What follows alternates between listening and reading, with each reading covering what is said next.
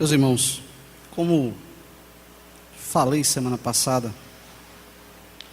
nós estaremos dando continuidade ao que propomos estar pregando, falando a respeito sobre a aliança de Deus. E semana passada nós pudemos estar falando sobre os fundamentos da aliança do Senhor, e falamos que a aliança do Senhor, ela se fundamenta nos próprios atributos de Deus, sendo Deus um Deus verdadeiro, sendo Deus um Deus santo, sendo um Deus soberano. Nós também falamos que essa aliança, ela é uma aliança de sangue. E vimos, dessa vez, que, muito embora Deus tivesse falado já ao seu servo Moisés, utilizado ele para trazer essa aliança diante do seu povo, onde o povo teve sobre si espargido o sangue de sacrifícios, e assim a purificação dos seus pecados. Vimos que Moisés é homem como nós. Vimos que Moisés é falho. Vimos que Moisés é pecador. Por isso, Moisés, representando este homem diante de Deus, mas também como um tipo de Cristo, já pré-anunciava uma nova aliança. E vimos que essa nova aliança era instituída, ou ela se torna visível, melhor dizendo, justamente no momento ímpar ao qual o Senhor Jesus Cristo toma o pão e o vinho e anuncia que sobre estes elementos está estabelecida a nova aliança no seu sangue. Bem, essa noite, meus irmãos, nós vamos estar discorrendo novamente a respeito da aliança, mas tendo em vista a extensão dessa aliança de forma histórica, ou como essa aliança ela chegou até nós e como se deu o seu desenvolvimento. Eu peço que os irmãos estejam abrindo a palavra de Deus em Gênesis capítulo 2, verso 15 a 17. Nélio, quando puder, liga aqui a luz, quando puder. Gênesis capítulo 2, verso 15 a 17. Diz assim: tomou, pois, o Senhor Deus ao homem e o colocou no jardim do Éden para o cultivar e o guardar. E o Senhor Deus lhe deu esta ordem: de toda árvore do jardim comerás livremente, mas da árvore do conhecimento do bem e do mal não comerás, porque no dia em que dela comeres, certamente morrerás. O Senhor nosso Deus se agrada em instruir a Santa Igreja do Senhor, comprada pelo precioso sangue de Cristo Jesus. Possamos crescer para louvor e glória do santo nome de Jesus Cristo. E assim, nós venhamos estar reluzindo como luzeiros nessa terra, dando testemunho verdadeiro e autêntico de que o Senhor é o nosso Deus, para todos sempre. Amém. Meus irmãos, semana passada, como eu falei, nós discorremos sobre a aliança de Deus e falamos a respeito de que a aliança de Deus, ela se trata de um pacto firmado por Deus com o homem, especificamente com o seu povo. Ficou bem claro que o Senhor, ele firmou um pacto com o seu povo. Falamos que esse pacto, ele está fundamentado em algumas coisas. Primeiramente, que a aliança, ela está fundamentada nos atributos de Deus. sua veracidade, sua santidade e sua soberania. Em segundo lugar, que a aliança de Deus, ela está fundamentada num pacto de sangue. Analisamos o texto de Êxodo, capítulo 24, versículo 8, e vimos que a Escritura ela fala a seguinte expressão: então tomou Moisés aquele sangue e o espargiu sobre o povo e disse: eis aqui o sangue da aliança que o Senhor fez convosco a respeito de todas estas palavras. Vimos que essas palavras de Moisés, sendo ele um tipo de Cristo, ela tem total relação com as palavras ditas por Jesus na instituição da ceia, nos evangelhos.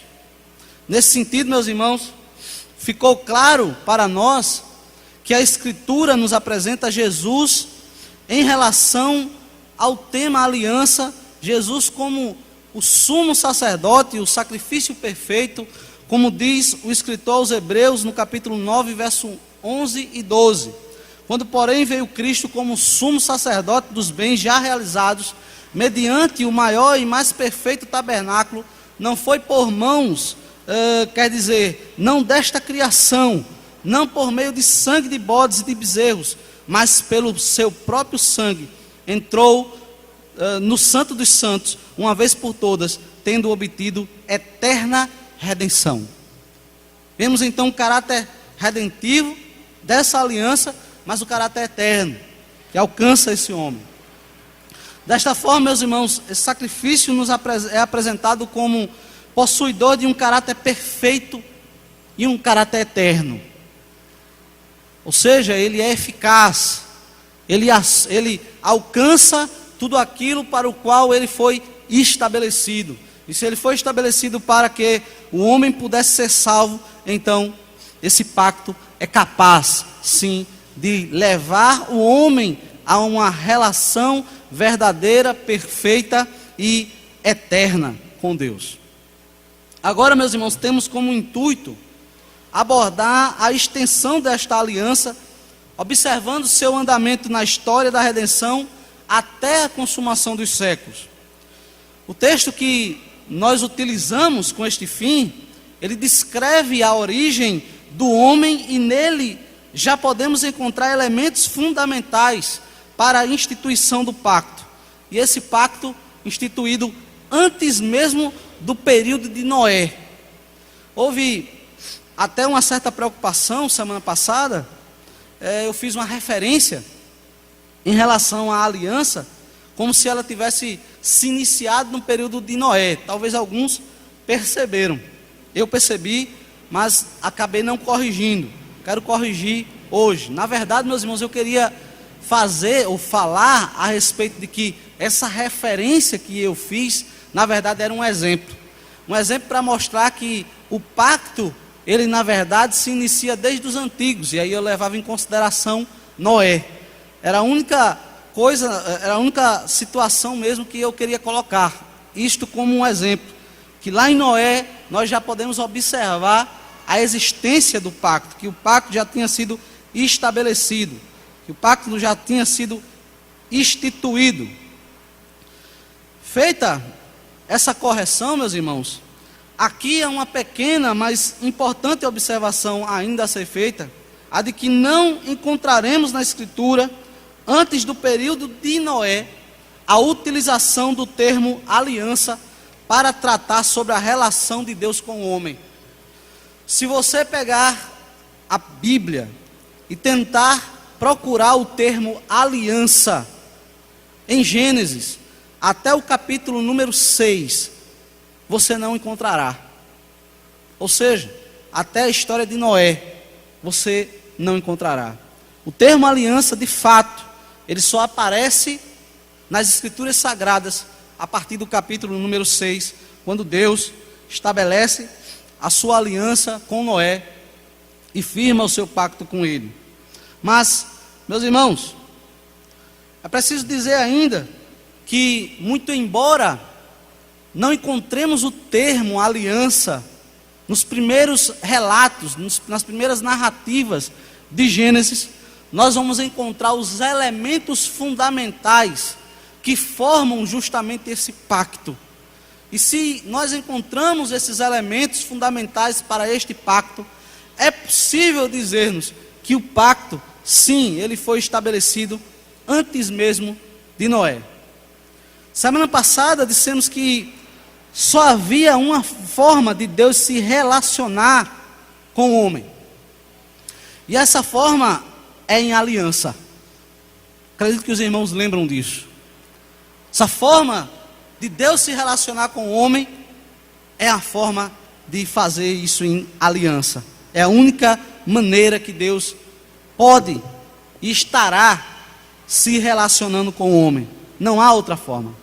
Por isso, meus irmãos, nossa tarefa será demonstrar onde a aliança ela tem sua origem histórica, onde ela é apresentada pela primeira vez na história e como se deu seu desenvolvimento na história. Como podemos encontrar ela durante toda a história do homem, toda a história redentiva, onde nós podemos encontrar ela nos profetas. Será que podemos encontrar ela nos profetas? Enfim, essa é a nossa tarefa hoje à noite. E eu começo, meus irmãos, com o primeiro ponto. A aliança, ela é estabelecida em nosso primeiro pai, Adão. O texto de Gênesis nos mostra que foi em Adão, nosso primeiro pai, em que a aliança de Deus com os homens foi estabelecida. Nesse texto nós podemos encontrar a relação entre duas pessoas. Está lá Deus, criando todas as coisas, e na sua criação, Ele criou o homem, mas não apenas isso. Ele se relaciona com este homem. Ele fala com esse homem. Ele dá ordens a esse homem. Ele diz a este homem o que este homem deveria saber para poder se relacionar com ele. E ele fala o que este homem deveria fazer para continuar com esta relação. Também, meus irmãos, nós encontramos as cláusulas de continuidade e desfazimento da aliança. O que é isso? Ora, Deus ele entrou em aliança com este homem, mas para que essa aliança estivesse estabelecida, era necessário a cláusula de continuidade. De que maneira essa aliança ela estaria se dando continuidade? Como essa relação poderia ser contínua? E como ela poderia se desfazer? Deus então levanta ordens a este homem que, se porventura ele obedecesse, a sua aliança estaria de pé. Mas também, meus irmãos, encontramos a sanção no caso da quebra da aliança. Se o homem viesse a quebrar essa aliança, ele certamente sofreria as sanções. Uma coisa é preciso ser dita, e como eu já falei, mas continuarei falando, não é preciso encontrarmos, meus irmãos, no texto, o termo aliança para podermos identificá-la, ou dizer que ela está presente. Mas se encontramos, meus irmãos, estes elementos que eu acabei de citar, provavelmente teremos a presença descrita da aliança de Deus.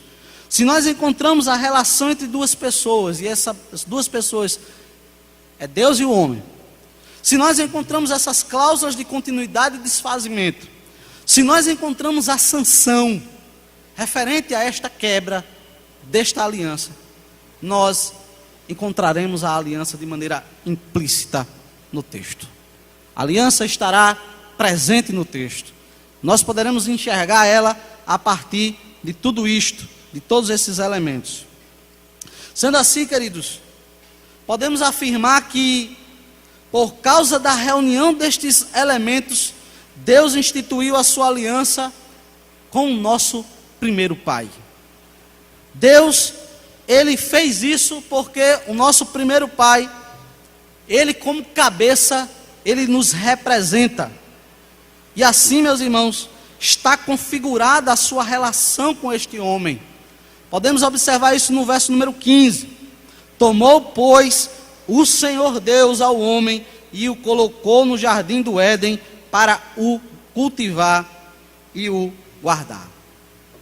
O verbo tomar, ele tem o significado, meus irmãos, de adquirir, de tomar posse de alguém. Isto nos é familiar até, porque semana passada falamos a respeito dessa situação. Quando Deus retira o povo de Israel da terra do Egito, Deus faz isso como se buscasse, na verdade, buscando mostrar e demonstrar àquele povo que Ele é Senhor daquele povo. Ele toma o seu povo, meus irmãos, do poder de Faraó, do Senhor daquele povo que até então estava escravizado no Egito. E quando Ele toma, Ele traz para si, Ele toma posse daquele povo, e logo, meus irmãos, podemos entender, identificar que aquele povo passou a ser propriedade de Deus. Deus passou a ser o sucerano daquele povo. Alguém pode perguntar, mas Deus não é dono de tudo? Mas estamos falando em termos aliancistas. Estamos falando que esse povo passou a ter uma relação ao qual nenhum outro povo na terra tem. Passou a ter uma relação profunda de intimidade, de conhecer e reconhecer esse Deus como o único Deus verdadeiro e Senhor absoluto. É isto que nós estamos falando. Meus irmãos, o verso 15 nos mostra, queridos, que Deus, então, Ele toma, Ele cria Adão, o homem, o primeiro homem, e toma para si, de maneira que é feita, ou seja, a aliança dele é feita com Adão. Deus toma ele para si e coloca ele em um local para habitar e se relaciona com este homem. Aqui está o primeiro elemento necessário para a instituição da aliança. Versículo 15, Deus toma esse homem para si e se relaciona com ele, coloca ele para que ele pudesse estar cultivando sobre a terra, coloca ele para que ele estivesse dominando sobre a criação, faz com que aquele homem então possa estar produzindo sobre a terra. Nos versos 16 e 17, nós temos o Senhor dando ordens ao homem. E aqui nós vamos encontrar o segundo elemento. O texto diz: e o Senhor Deus lhe deu esta ordem: de toda árvore do jardim comerás livremente, mas da árvore do conhecimento do bem e do mal não comerás, porque no dia em que dela comeres, certamente morrerás. Meus irmãos, entre os versos 16 e 17, nós podemos ver a ordem dada por Deus e nela encontrar os critérios de continuidade e desfazimento ou descontinuidade da aliança. O segundo elemento necessário para o estabelecimento da aliança está aqui presente: a cláusula de continuidade e desfazimento dessa aliança. Deus, Ele dividiu essa cláusula, embora sendo uma, em dois comandos possíveis de ser executados. Ele dá duas ordens em uma. Ele diz o seguinte: que na primeira ordem haveria liberdade para o homem de comer de todo o fruto, exceto de um. Logo, meus irmãos, vem a segunda ordem: há uma proibição. Há uma proibição de comer do fruto da árvore do conhecimento do bem e do mal. Nós temos duas ações: o homem pode comer da árvore de todos os frutos, mas exceto a árvore do conhecimento do bem e do mal. E aí apresenta-se um segundo comando: que ele não deve comer a árvore, ou melhor, o fruto desta árvore. Meus irmãos, ainda falta o terceiro e último elemento, que está no verso 17, no finalzinho dele. A sanção que foi aplicada, ou seja, a proibição, foi aplicada a proibição, que diz o seguinte, o texto: certamente morrerás. Essa segunda ordem, ao qual o homem deveria observar, que era não comer da árvore do fruto do bem e do mal, não comer do fruto da árvore do bem e do mal, vinha a Sansão com ela, dizendo qual seria a situação ou qual seria a circunstância ao qual o homem iria enfrentar, certamente ele morreria. O caso foi, meus irmãos, que o homem, ele quebrou a aliança e ele recebeu a morte como retribuição a este ato. A aliança está posta, mesmo que de maneira implícita nós podemos encontrar esses elementos presentes no texto.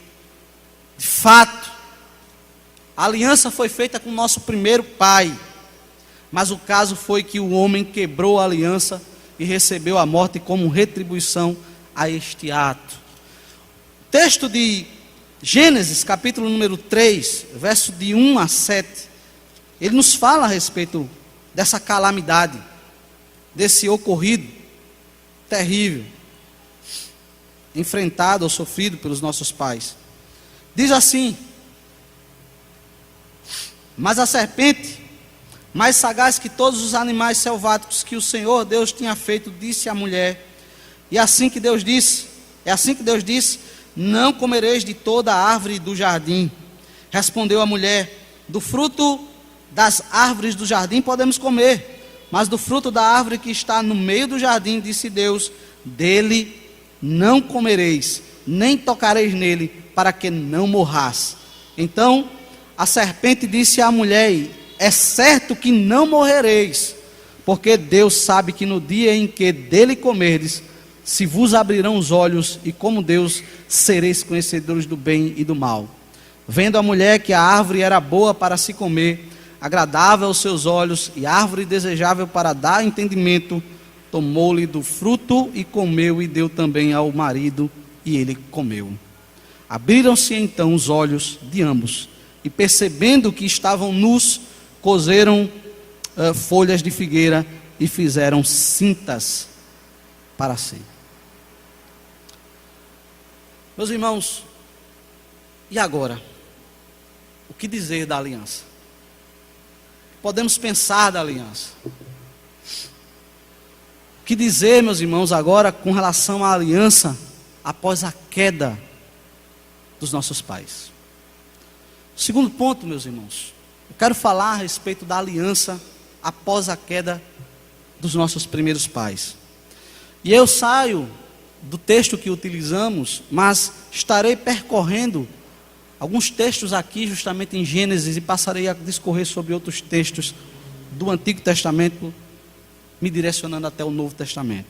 Meus irmãos, após a queda de nossos pais, veremos que Deus, Ele não aplica a sanção de forma súbita em relação à morte física. Ou seja, Adão e Eva não morreram subitamente, após terem comido do fruto. Deus, Ele aplica as sanções, mas Deus, na verdade, aplica as sanções a cada indivíduo que estava envolvido no evento da queda. Ele não aplica de forma súbita, mas Ele não deixa de aplicar as suas sanções. E Ele faz isso não apenas envolvendo, meus irmãos, o homem, a mulher, mas Ele envolve toda a criação que estava ali presente e envolvida nesse sentido com a queda. Primeiramente, meus irmãos, no verso de número 14 do capítulo 3, nós vamos ver que quem recebe a sanção por parte de Deus é a serpente. Em segundo lugar, no verso de número 16, quem recebe a sanção é a mulher. E em terceiro, mas não menos importante, foi o homem que recebeu a sanção.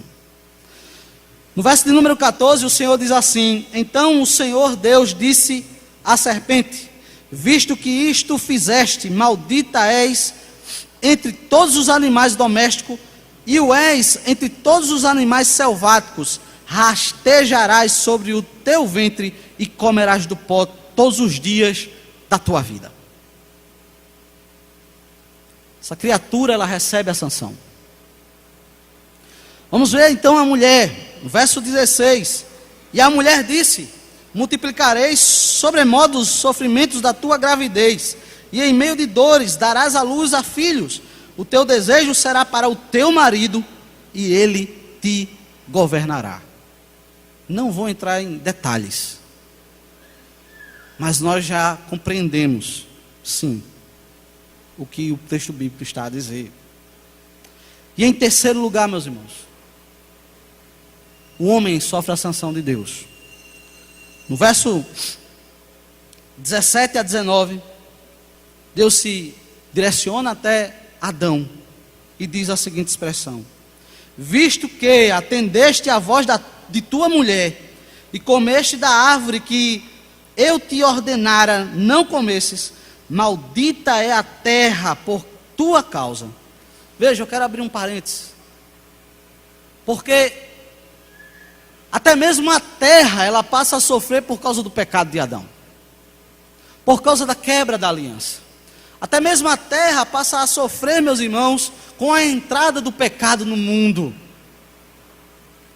De maneira, meus irmãos, que ele continua dizendo: maldita és por causa, maldita é a terra por tua causa. Em fadigas obterás dela o sustento durante os dias de tua vida. E veja então como a maldição de Deus recai sobre a terra. Ela produzirá também cardos e abrolhos, e tu comerás a erva do campo. Mas como? No suor do rosto comerás o teu pão, até que tornes a terra, pois dela fostes tomado, porque tu és pó, e ao pó tornarás. Bem verdade é dizer, meus irmãos, que a queda, o pecado adentrando a criação, trouxe caos a toda a ordem estabelecida. Bem verdade é dizer, meus irmãos, que a ordem foi mexida. Meus irmãos, e assim, todos aqueles que estavam envolvidos com a queda passaram a sofrer. Mas, no entanto, antes de terminar de aplicar o castigo de sua aliança à serpente, no verso 15, foi dito o seguinte: porém inimizade entre ti e a mulher, entre a tua descendência e o seu descendente. Este te ferirá a cabeça, e tu lhe ferirás o calcanhar. Veja, isso é interessante, pois, dado a quebra da aliança por Adão, se o homem permanecesse assim, ele ficaria sem qualquer tipo de relacionamento com Deus. Ele seria um ser errante, estaria perdido até morrer, e verdadeiramente ele sofreria a morte eterna.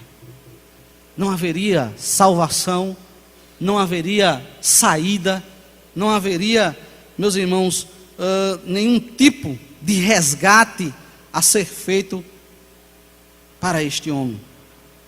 Mas Deus, em sua graça, Ele manifesta, meus irmãos, novamente ao homem essa graça maravilhosa através da promessa presente nesse texto. Nós temos aqui o que a teologia chama de proto-evangelho, e esse proto-evangelho sendo apresentado ao homem com a promessa de que a salvação do homem estaria presente neste descendente. Nesse descendente. Veja, meus irmãos, a aliança agora aponta para uma descendência. O homem estaria sendo garantido no tocante à sua salvação, no tocante ao seu perdão, a partir dessa aliança no descendente. Dessa forma podemos dizer, meus irmãos, ou podemos perceber que esta promessa, ela tem a premissa de trazer ordem a todas as coisas afetadas pela quebra da aliança. De maneira, meus irmãos, que se foi na relação entre a serpente e a mulher, usada como ponte, que o pecado alcançou o homem, também foi ou será nessa relação que Deus restaurará a sua relação com o homem, concretizando a sua promessa e restabelecendo a sua aliança definitivamente. Se foi através da mulher, e nesse sentido, ela que primeiramente foi abordada pela serpente, ela que primeiramente foi ludibriada pela serpente, ela que primeiramente deu ouvidos, meus irmãos, aquela mensagem falsa, aquele falso evangelho que estava sendo trazido pela serpente, que o pecado adentrou e trouxe toda desordem à criação. Meus irmãos, também Deus estará utilizando da mulher para trazer a esta existência a descendência que está sob a promessa de trazer salvação aos homens. É por isso que Jesus Cristo não poderia vir de outra forma, a não ser através de uma virgem, da Virgem Maria. E poder, meus irmãos, vir a essa existência, ele sendo o descendente, ele sendo a promessa, ele sendo aquele ao qual, aqui, meus irmãos, esse texto já nos fala, mas todos os profetas também já falavam a respeito da descendência e a respeito da aliança do Senhor. Assim, meus queridos, podemos deduzir que na humanidade existem duas descendências que são antagônicas, ambas são inimigas e cada uma delas possui uma relação com sua descendência espiritual. Ou ela tem relação com a serpente, ou a descendência tem relação com a descendência da mulher, do qual é prometido Cristo, que pisou a cabeça da serpente e feriu o seu calcanhar. É justamente isso que o texto, no capítulo 3, verso 15, nos mostra. Porém, inimizade entre ti e a mulher, entre a tua descendência e o seu descendente. Este te ferirá a cabeça e tu lhe ferirás o calcanhar. Meus irmãos, daqui em diante, Deus demonstra que sua aliança está firmada nesse descendente. Está firmada, meus irmãos, de maneira que todos aqueles que se encontram longe dessa descendência, estão distantes da aliança de Deus, e só poderão se aproximar dele por meio do descendente. Se porventura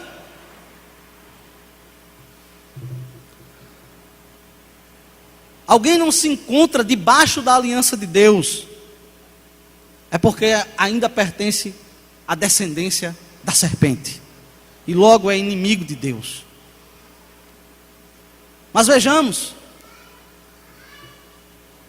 se nós, meus irmãos, ou se esta pessoa entender que na descendência de Cristo encontra abrigo, segurança, salvação e perdão para os seus pecados, é possível que este não esteja debaixo da descendência da serpente, mas pertença à descendência de Cristo, e que será encontrado por este, e que passará a ter relação íntima, profunda e eterna para todo sempre em sua vida. Veja, a promessa, meus queridos, ela fica permanentemente atrelada à aliança aqui presente, ou representada pela descendência de Cristo, a ponto de que não se pode dissociar ou separar uma da outra. É assim, por exemplo, que nós vamos encontrar em Noé, e continua sendo com os patriarcas. Abra a palavra de Deus em Gênesis capítulo 6, verso 18, por favor.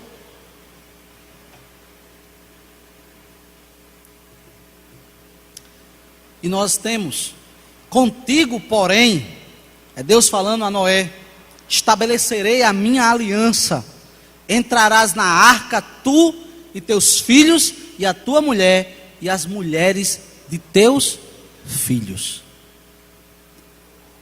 Nitidamente fica claro para nós a importância não apenas da família, mas da continuidade da família, porque Deus tem em vista que desta continuidade virá o descendente.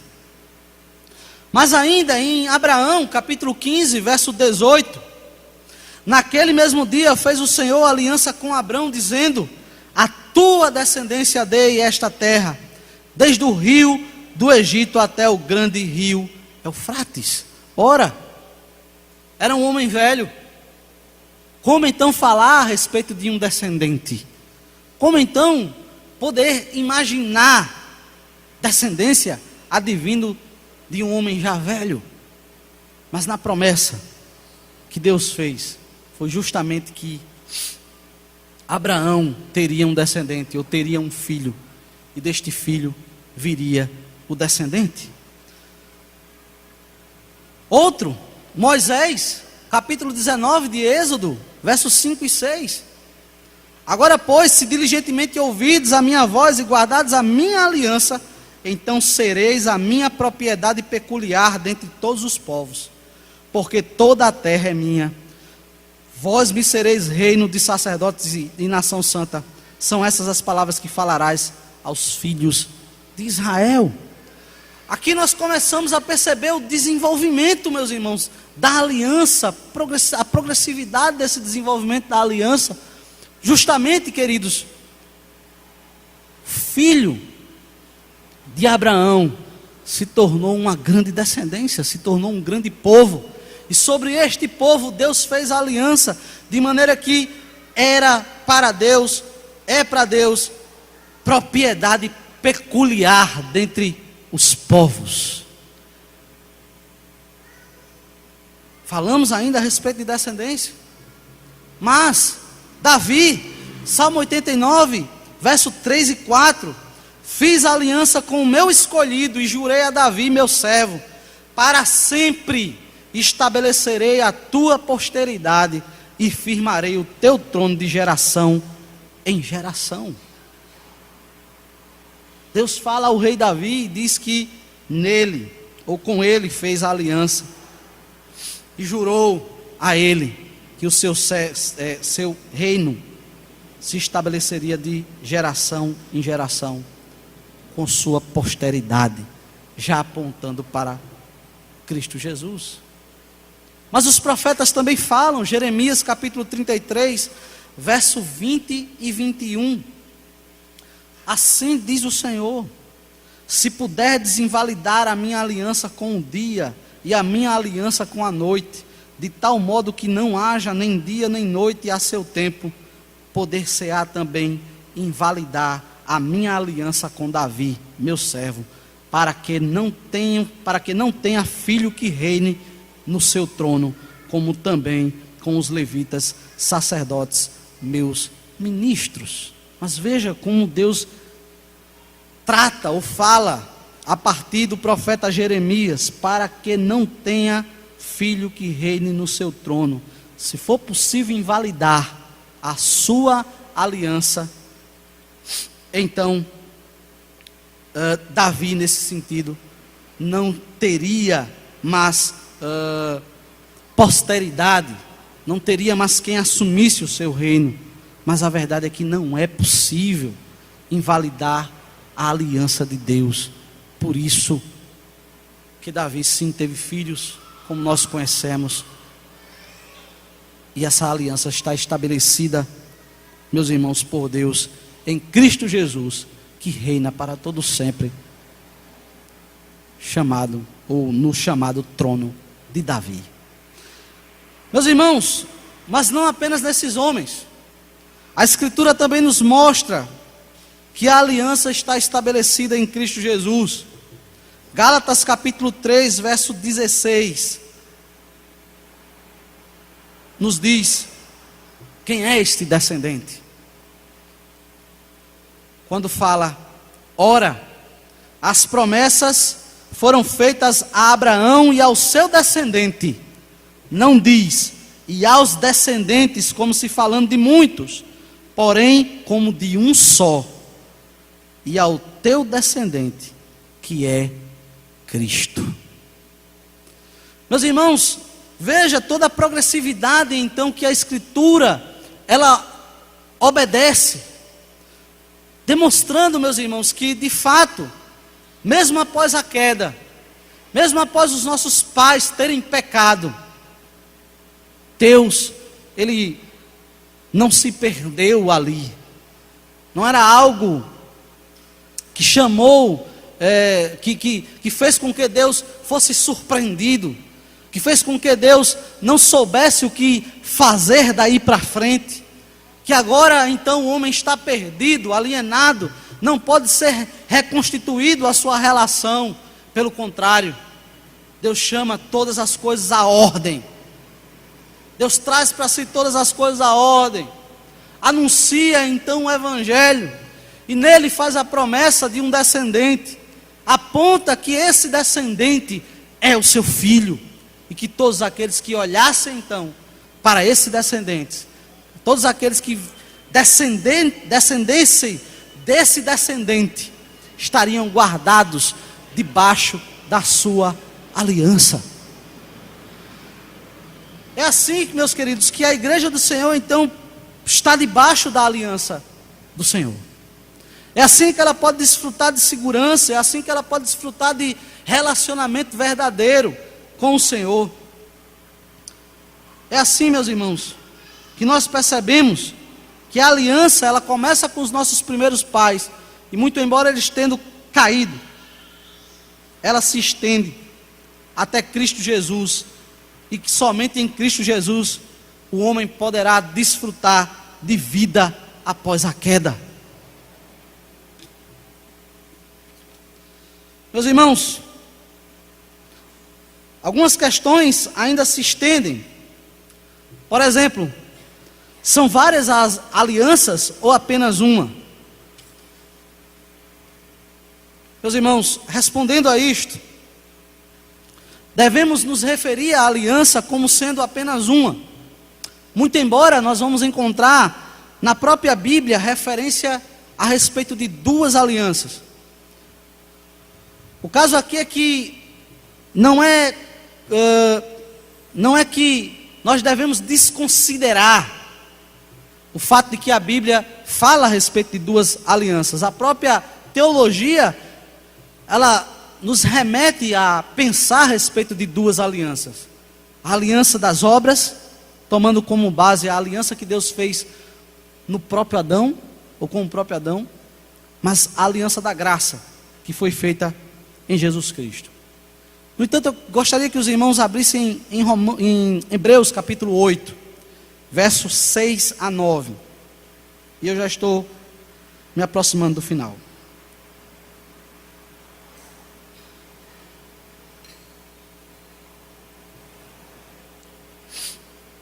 Meus irmãos, Hebreus capítulo 8, versos 6 a 9, diz o seguinte: agora com efeito, obteve Jesus ministério tanto mais excelente, quanto é ele também mediador de superior aliança, instituída com base em superiores promessas.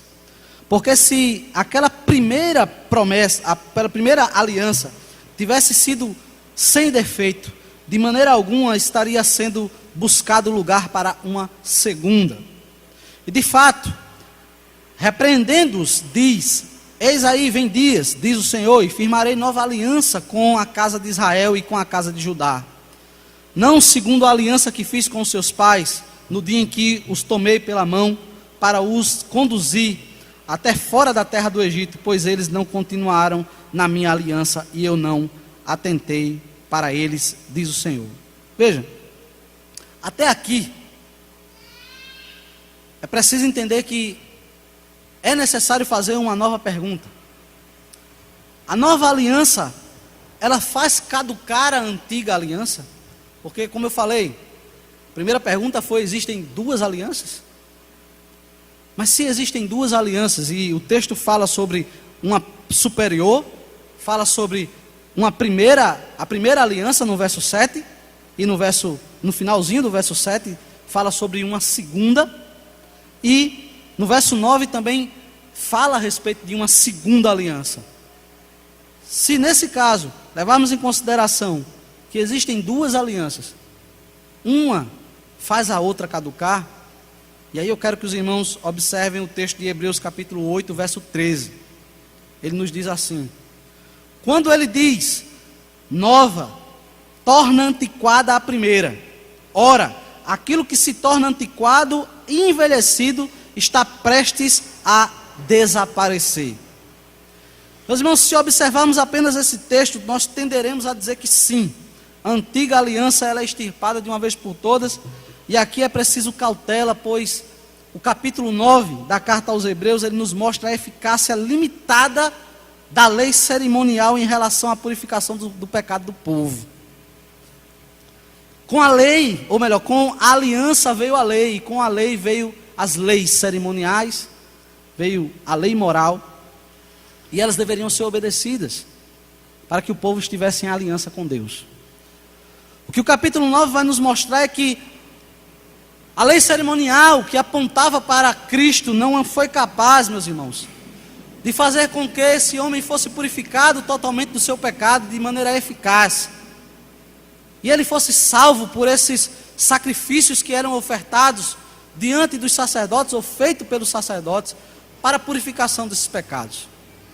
Mas que ela, chegando à plenitude dos tempos, chegando justamente o Jesus Cristo, ela alcançou a sua eficácia, porque ela tinha a função de apontar para Jesus Cristo.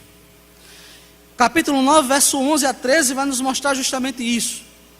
Quando, porém, veio Cristo, como sumo sacerdote dos bens já realizados, mediante o maior e mais perfeito tabernáculo, não feito por mãos, quer dizer, não desta criação, não por meio de sangue de bodes e de bezerros, mas pelo próprio sangue, entrou no Santo dos Santos, uma vez por todas, tendo obtido eterna redenção.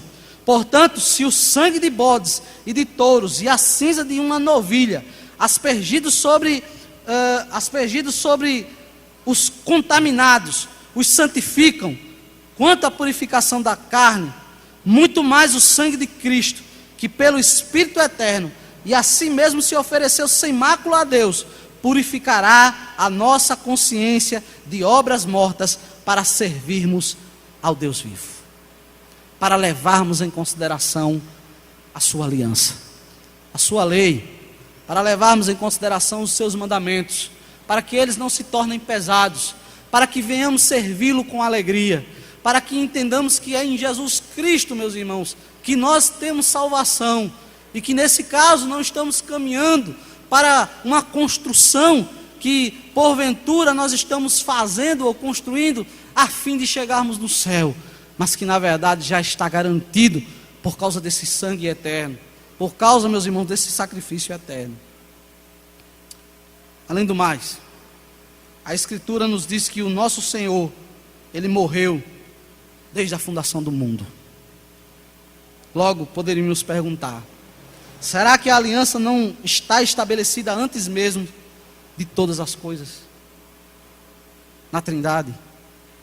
Quando então a Trindade se reuniu.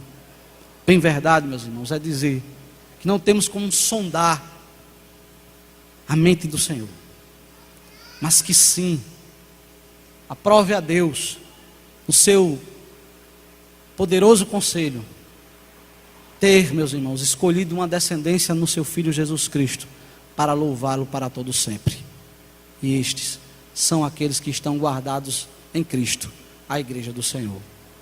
Que Deus os abençoe e aplique a sua palavra em nossos corações. Ficamos de pé e vamos estar orando nesse instante. Nosso Deus, nós reconhecemos a tua obra. Ela, ó Deus, que se apresenta para nós, ó Pai, nas Santas Escrituras, por meio de que, ó Deus, podemos estar, ó Deus, adorando ao Senhor os teus grandes feitos, percebendo o teu poder, ó Deus, no estabelecimento da tua aliança com o teu Filho Jesus Cristo. E é nessa aliança, ó Pai, que a tua igreja desfruta de relação verdadeira, íntima e sincera contigo.